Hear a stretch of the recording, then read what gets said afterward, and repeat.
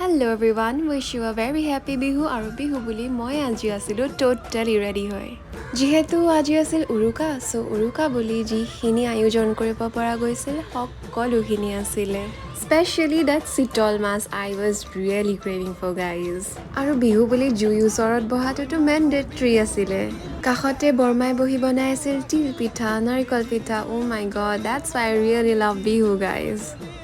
লগতে স্টাৰ্টাৰৰ কাৰণে আমি পুৰি আছিলো চিকেন আৰু পাপা আৰু দেউতাহঁতে মিলি বনাই আছিল ডিনাৰটো After doing such a hectic job when you get time to celebrate all these occasions it really feels so nice I cannot even explain you guys আৰু কাখতে চলি আছিল পাপা ভাইটি আৰু সানাৰ spectacular bihu dance and the next day আজি আছিল Bihu so মই পিন্ধিলো মেখলা চাদৰ আৰু totally I'm ready so এয়া আছিল বিহু বুলি মোৰ মিনি vlog যদি ভাল পালে লাইক কৰিব কমেন্ট কৰিব see you on the next vlog till then take care bye